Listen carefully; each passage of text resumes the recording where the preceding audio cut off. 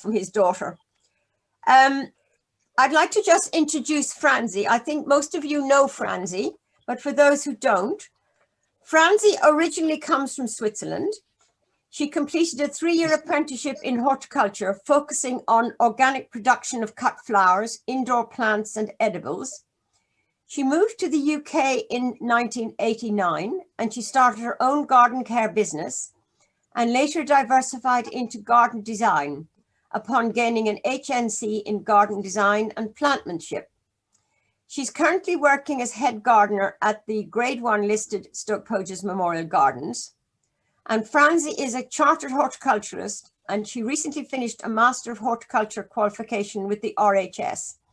In fact, following that, she gave us a very interesting presentation on the box mite, which was part of her thesis. She's going to be talking about 3 gardens and open spaces in New York. And if anyone would like to see examples of Franzi's expertise in gardening design, you just have to go down to the Memorial Gardens and see the new area that goes past the church down the side of towards the old manor house and the golf club. So welcome, Franzi, and thank you. And we're looking forward to being transported to the gardens in New York. Thank you very much, Ruth. And thank you all for having me. It's a real pleasure. My husband and I were privileged to go and have a look at some gardens around Philadelphia and New York back in September 2018. And tonight I'll just tell you a bit about 3 spaces that we went to see in New York. Central Park and Brooklyn Botanic Gardens and the High Line. And some of you may well have visited some of those places. The photos are all taken either by myself or by my husband Ian, unless they're referenced. So I've borrowed a couple from some websites and I've put references on there. So we went to visit in September, which was just a little bit too early for the autumn colour and just past the sort of the best of the summer colour. But it was a really nice temperature. So I think if we went again, I'd probably go in October to catch the autumn colour, but it was a really lovely trip. This is the first time I'm doing this talk, so if any of you would like to give me some feedback afterwards, I'd appreciate it. So we'll head off to Central Park first of all. Back in the 1850s, the city of New York acquired land in the center of Manhattan. And they acquired it by compulsory purchase, and about 1,600 residents were displaced during that time. It was the first major landscape public park in the USA, and it's certainly of quite an incredible scale. The city ran a design competition, and they got 33 entries, and the people who won the competition were Frederick Law Olmsted and Calvert Vaux. So Frederick Olmsted was a landscape architect, and Calvert Vaux was an architect who had quite a keen interest in landscape design as well. And Olmsted had visited England a few years before, and he loved the English countryside, so that was part of his inspiration. And he also visited Birkenhead Park near Liverpool, which had been designed by Joseph Paxton.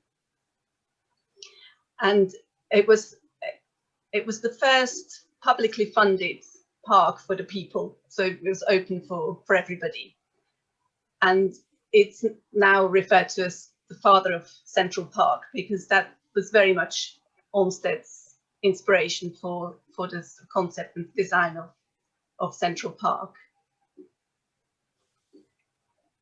The park is 1.3 square miles big, or that's the equivalent of 843 acres.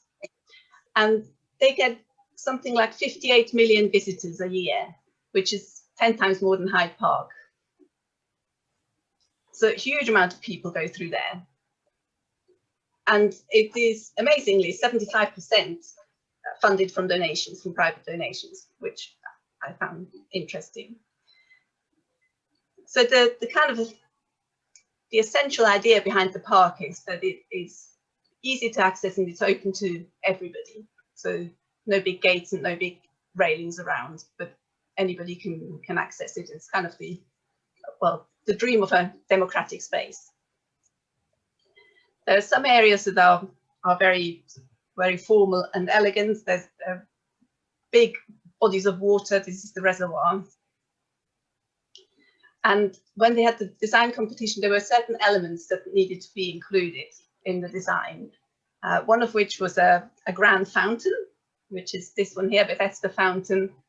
And there's a parade ground nearby, so that's a kind of more formal area, which is down in the south of the park.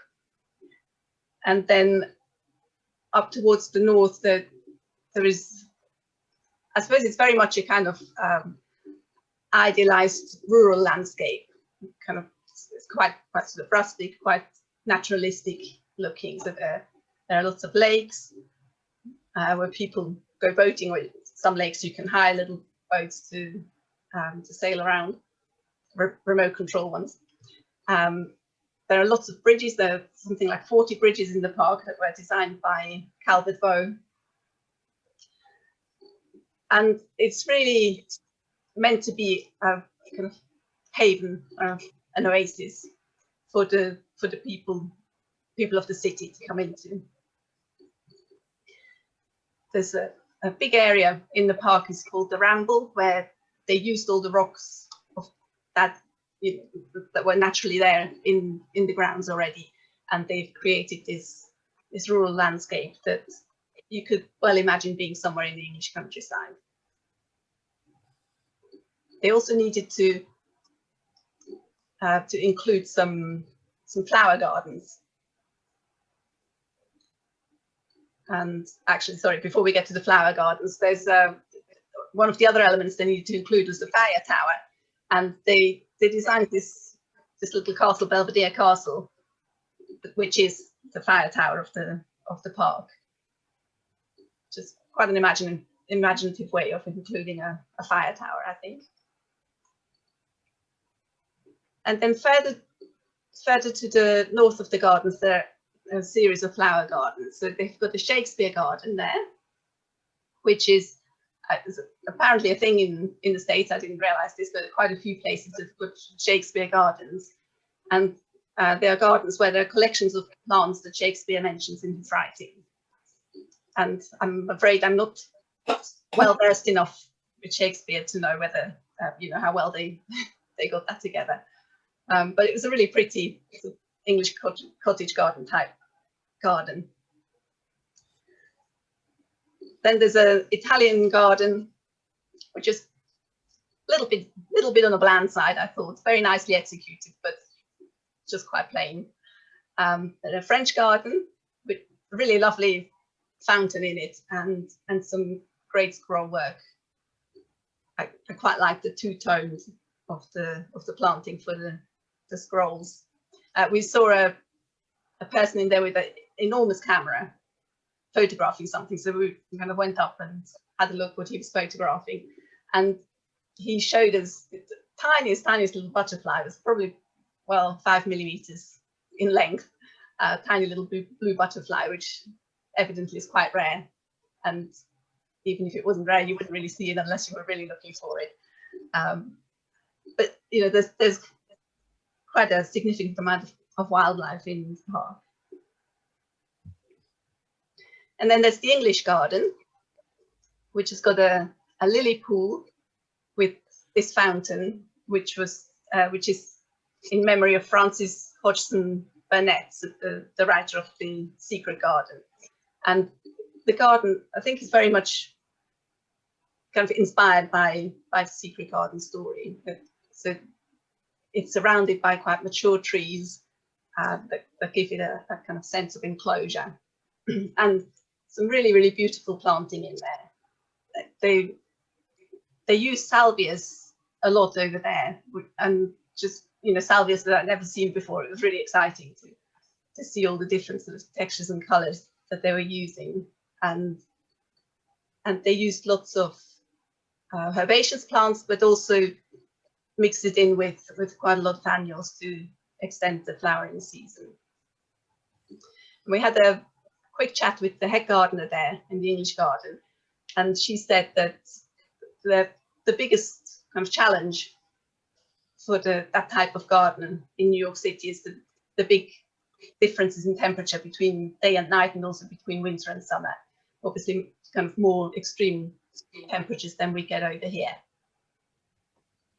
But I mean, they do a really lovely job. It's a beautiful space. And so coming out of this kind of enclosed space and secret garden that felt quite intimate, it's then contrasted with these huge buildings around the park, which just kind of pulls you back into where you actually are. Yeah, so big skyscrapers all around, and then sort of amazing landmark kind of buildings that, like the Guggenheim Museum, which was just lovely to kind of see through the canopy of the trees. So when we first walked into the park, I have to say I was a little bit disappointed. I thought it wasn't particularly well kept, and thought that actually they could probably learn a thing or two from the London parks, which I think the general maintenance actually is much better there. It felt a little bit neglected, but having spent the day there and got lost a few times wandering around, and having discovered those the smaller gardens within the big park, actually I did come away thinking that well, it's just the most amazing resource really for a big city, for the inhabitants that live around there, and also for visitors from all over the world. One of the quotes I found from Frederick Olmsted was, he said, "What we want to gain is tranquility and rest to the mind." And I was really struck just thinking through the talk for this evening, how much during the pandemic we've talked about how important green space is to mental and physical well-being. And so, they were obviously in the 1800s really conscious of the need for providing that green space in a big city. And in recent years, that's clearly been proven, scientifically proven, that green space lifts mood and helps mental well-being. So I think they were ahead of their time, really. Then the next garden that we went to visit was Brooklyn Botanic Gardens. A very, very different space. The Botanic Gardens opened in 1910, and they were laid out by the Olmsted brothers, so the sons of Frederick Olmsted. They had a landscape architect firm. It's 52 acres, so it's about 2.5 times the Memorial Gardens, roughly. So it's really much, much more of an intimate space. And the entrance is through a Japanese tea house and straight into a Japanese garden, which was laid out in 1915. So this is the Japanese hill and pond garden. The lantern in the center of the picture is a 700-year-old lantern that they were given by the nation of Japan. And then there are lots of lovely bridges. It's got everything that you'd expect in a Japanese garden. And then lovely paths up the hill and through the trees. There's a beautiful torii gate, which symbolizes the passage between the secular world and the sacred world in a Japanese garden. And the paths just take you above the lake and through the really fantastic specimen trees there, which I think they were all planted since the beginning of, since 1910, so, about 100, 110 years old. But actually some of them look much, much older. And some I've planted in relatively small gardens, and I thought, oh, they don't get that big over in England. So So yeah, the climate is obviously a little bit different. So there's some lovely, lovely streams and really nice sort of Japanese features in that garden. They also have a cherry esplanade, which obviously wasn't in flower in September when we went. I think it looks amazing on some photos that I've seen. And they have a cherry blossom festival every spring as well. And then there's a rose garden, which again, there wasn't anything in flower, so we didn't take many photos. There's a tropical garden where they had some really beautiful plants. There's some asters here. There's a sophora, I think it's tomentosa. And then they have some really beautiful Calicarpus. It's a slightly different one to the Calicarpa profusion that we tend to grow over here. And the berries were just really, really beautifully arranged either side of the stem, just in a really kind of geometric pattern. I thought I would have been, if it wasn't overseas, I would have been tempted to take some cuttings. Not that they would have thanked me for it. And then the other thing that they're well known for is their children's garden, which was opened in 1914. And I didn't even know that children's gardens were a thing back in 1914. And it was opened by, what the inspiration was, this lady went to visit some children in one of the tenement areas near the Botanic Gardens. And she met a little boy there who'd grown a bean, just one single bean, and was so proud of it. And that gave her the inspiration to start a children's garden. And this has obviously developed through the decades. There's some really great resources there. They have outdoor classrooms, and they have a discovery station where kids can use magnifying glasses and have a look at, well, things that they found in the gardens themselves, or the things that are in the jars. There's an area where they can just sit and play in the soil, stiff soil, which I think is fab. I think a garden that lets children get muddy is definitely a good thing. And they work a lot with schools, with local schools. So there's a whole school garden where there's something like 1,000 children a year go and grow stuff there, grow flowers and vegetables there. And they also have outreach programs into the community and do a lot of urban greening type work.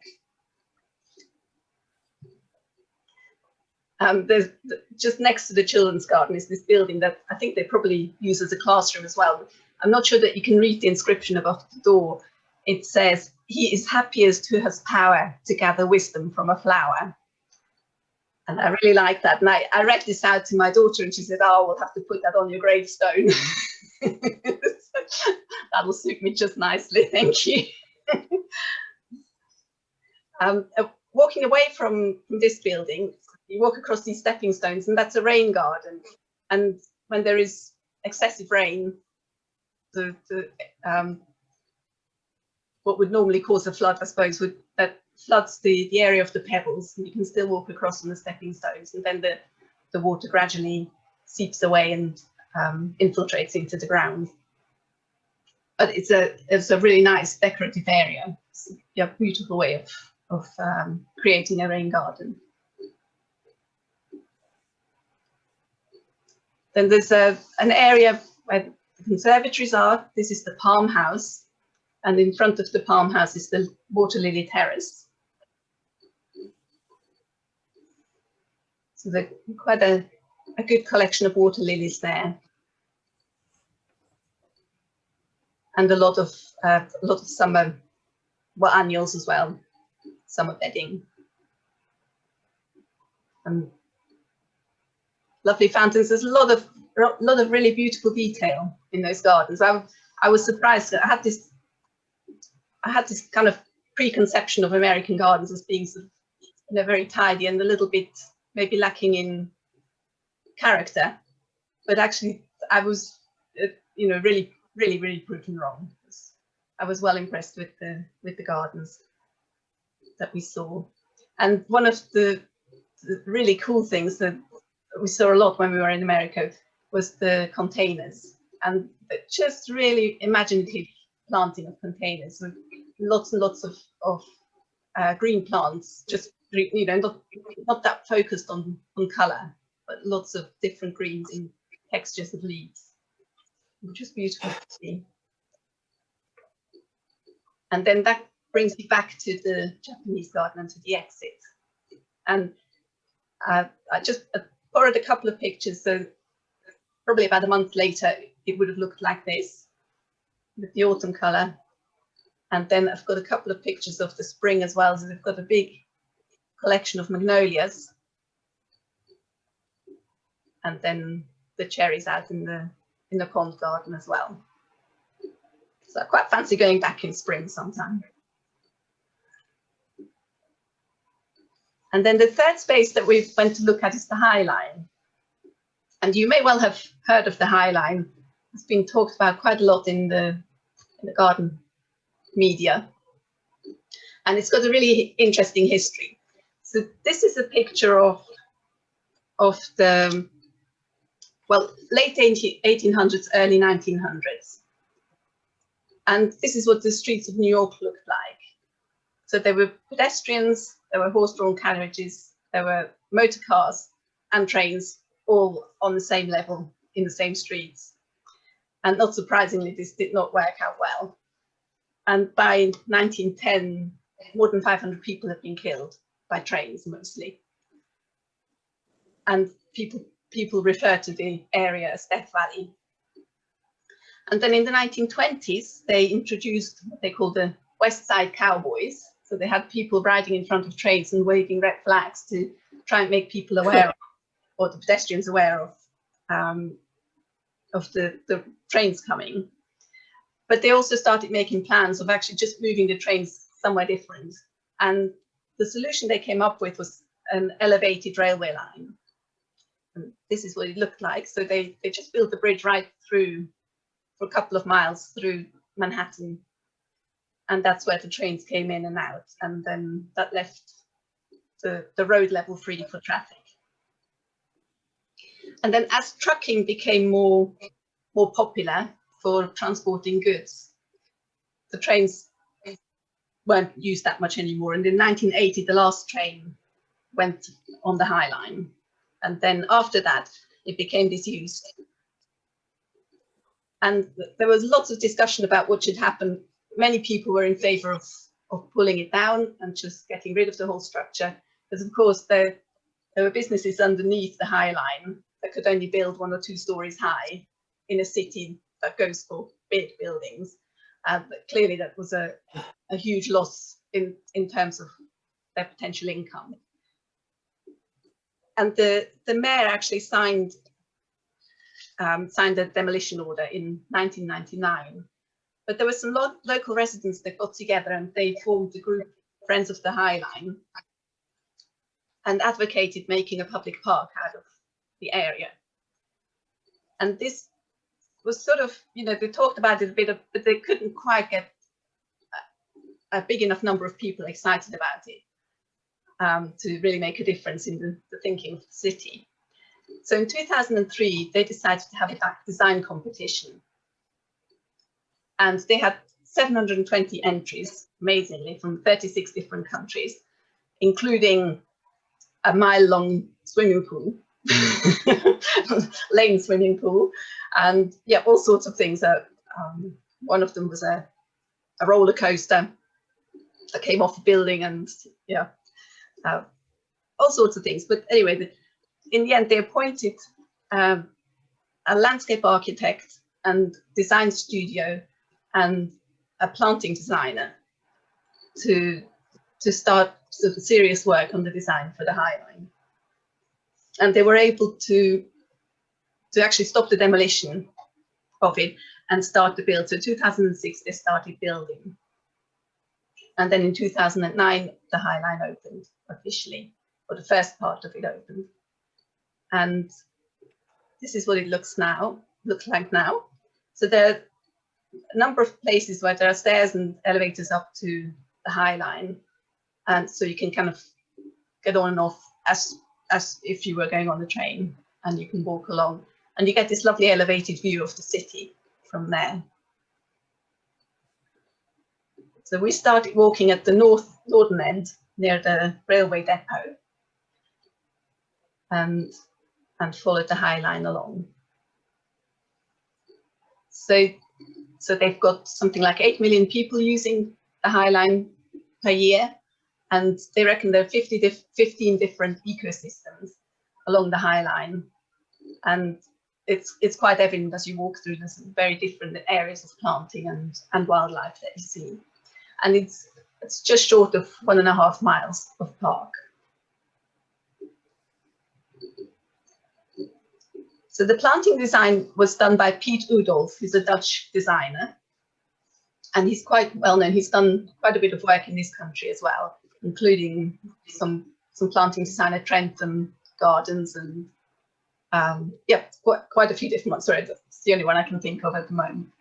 And it was really interesting to see the planting. So in terms of the design, they've just kept the railway theme all the way through the design really, really well. And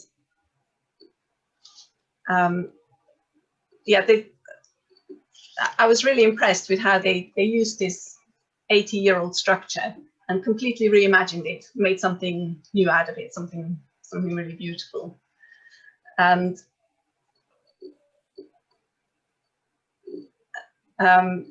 yeah, so in the design, in the paving, in the seating, in the planting, there's a constant reference of the railway, and they left a lot of the actual rails there, so as you can see on this picture.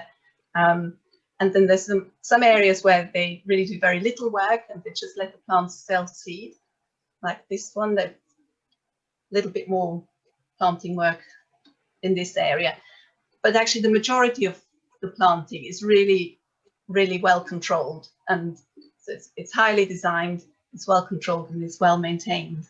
And they have a lot of volunteers who work there.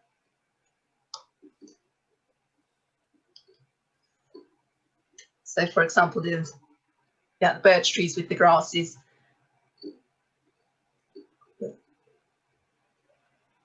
And so, coming back to Piet Oudolf, his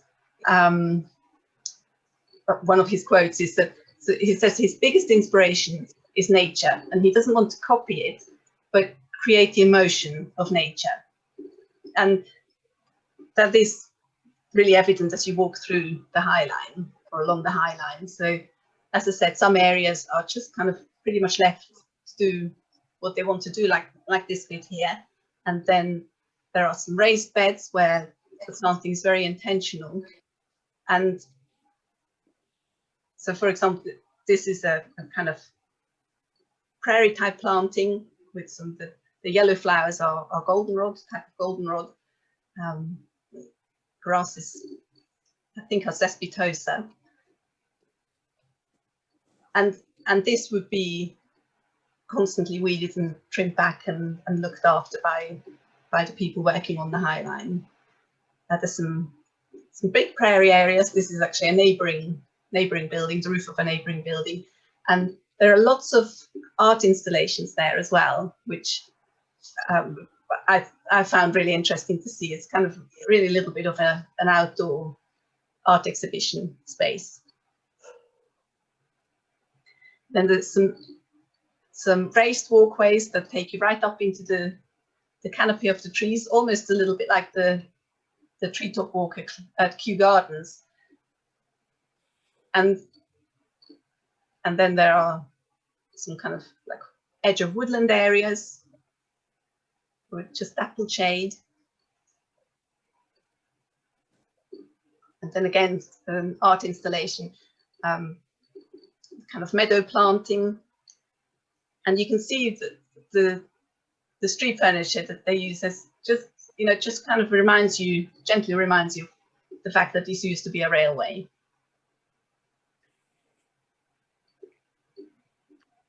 They also have lawns, and they've got lots of seating areas, and they've made sort of little kind of plaza type areas where they have concerts, and they have theatre performances, and there's lots and lots of stuff going on all the time.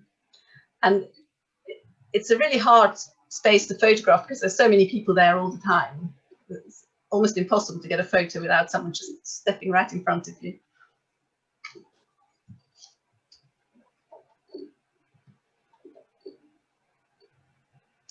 Yeah, birches are used a lot on there, and I really, really enjoy the shade that birches give, that kind of dappled shade, and especially in a city that gets really hot and sticky and dusty.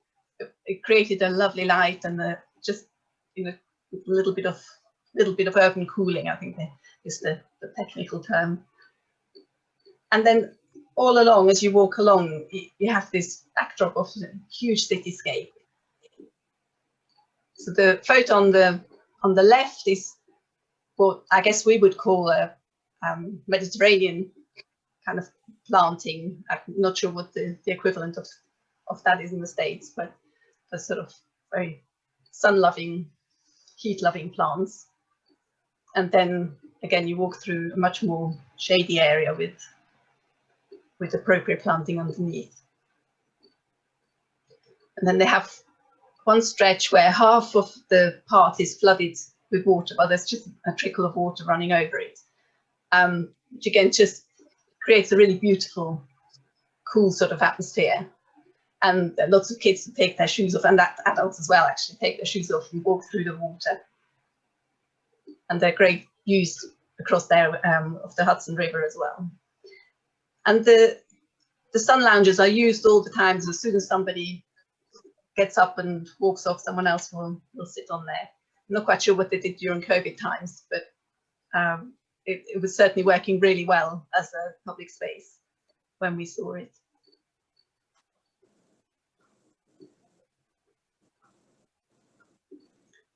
And then again, some art installations.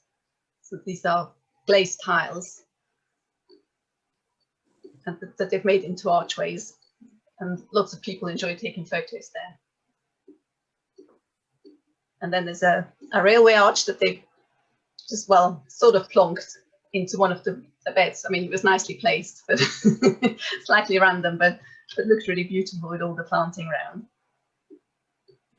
And then views across the avenues.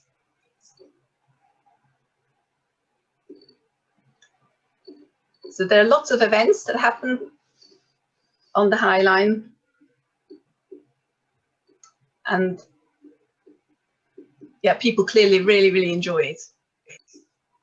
And then again, they do outreach into the community, and they work with groups and with schools to encourage urban greening and growing horticulture in the communities around the High Line, which is always good to see.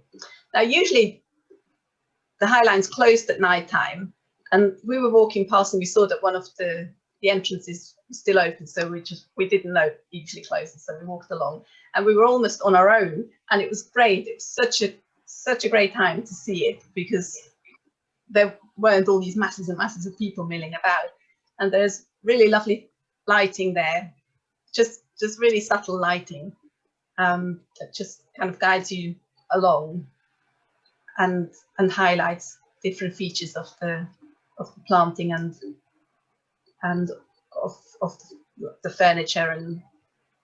And this is an area where they've taken the metal panel out of the side of the bridge and put glass panels in, and so it's a little bit like sitting down in Maidenhead at Bolter's Lock and seeing the boats go through the lock. That people just sit and maybe share a pizza and watch the traffic go by underneath.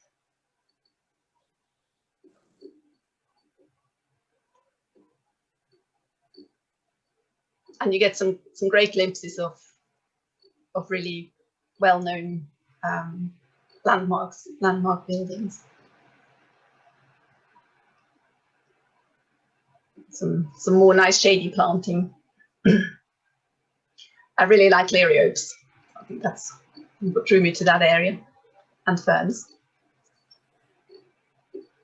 Yes, and then the art installations are lit up at night time as well, which just gives them kind of new life.